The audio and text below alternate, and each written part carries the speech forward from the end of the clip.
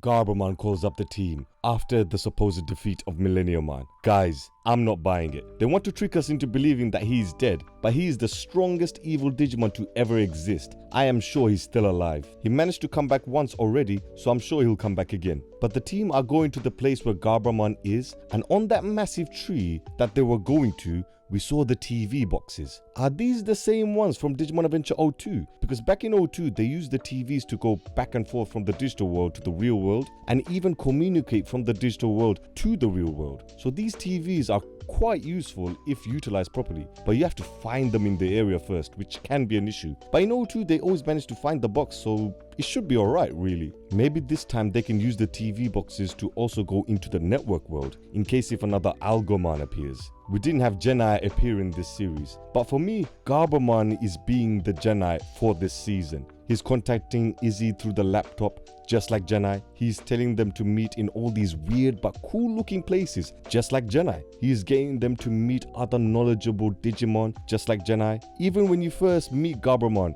you don't know if he's fully a good guy because he was acting quite shady throughout the episode, which is the same as Gennai, as he was always quite shady and kept the team in the dark for most things. We even have millenniummon appear, which is the Digimon that Gennai mainly used to travel through the digital world. So there are hints and similarities, which is why I'll say that he is the Gennai of this season. Wiseman shows up and gives a little tour of the tree, and it's fascinating because this is the research hub of the digital world. As we saw, corrupted data also ends up there, which is basically equivalent to the recycle bin. This is basically the land of Ohara from One Piece, but the Digimon version. And the crests are the old poneglyphs that the Digimon are trying to figure out what they are. Okay, quick question guys. I know a lot of you had many debates with me over the comments regarding the fact that it's a reboot, so I shouldn't be comparing the original storyline to the new one. So guys, since it's a reboot, do you think the crests will still have the same names as the original? Since it's a reboot, instead of it being called the Crest of Courage, what if it's called the Crest of Leadership? Since it's a reboot,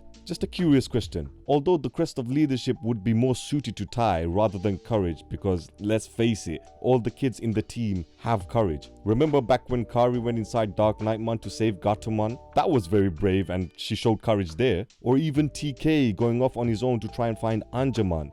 He also showed courage in that moment as well. But let me know what you guys think in the comments. This should be quite interesting to read. The great catastrophe that Wiseman is talking about has to be when millenniummon is freed from his chains. Because remember, Zed millenniummon's power was still held back under his chains. So it could be that this time he comes back, but the chains are broken. I just don't find it believable that there is a bigger threat than Zed millenniummon. His mere presence caused the end of the world. You can't get a bigger threat than him. So I'm thinking it's another form with the chains broken. Burpmon appears and conveniently eats all the information regarding the great catastrophe. Burpmon kinda looks like Jigglypuff, but a satanic version of Jigglypuff, as he is eating all the Digimon's attacks, which is quite an effective tactic. You will be a proper force if you can just eat all the Digimon's attacks. Even being burnt, he still managed to eat up the flames. Even in their ultimate forms, they can't touch Burpmon, absorbing the shadowing like it's nothing. But Izzy, the little genius, tells everyone to use the corrupted data and feed it to Burpmon, which worked because he ended up exploding after eating too much and all of that data that was saved. Now we saw the sound Birdmon hovering above the giant research tree where we saw Burpmon appear, so clearly someone sent him there.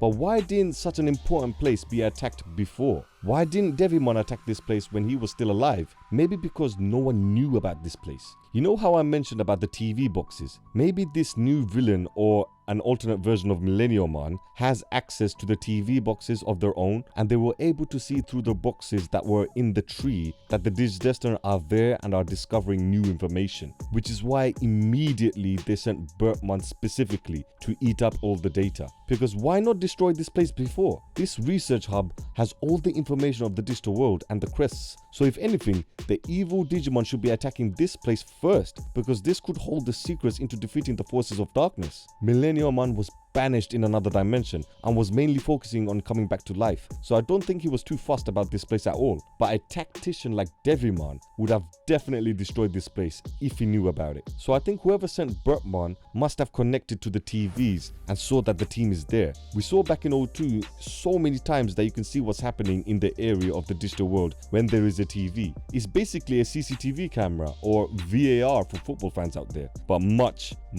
better than VAR obviously. I am grateful that we are discovering all this new information. I just wish they did it earlier. Look, the team is split up again. So for all those episodes before millenniummon, when the team was split up, why not have the searching for the Crest arc happen there? It makes sense because you're splitting them up again after the battle with millenniummon to find the Crests. Wouldn't it have made more sense to find the Crests before the battle with millenniummon? And does it really matter now to find the Crests? Because as we saw in the battle with millenniummon, the Crests were used to digivolve Patamon and Gatomon to Mega. Even the episode before, Kari's Crest of Light powered up Wargreymon to fight Machinedramon. So they have been using the Crests throughout the series. The symbol of the crest shines stronger in the Digivice, making the partner Digimon more powerful. So they have been using the power of the crests all along. Do they really need the crests? I don't think they do. If your argument is that they need the crest to digivolve into Mega, well, Agumon and Gabumon,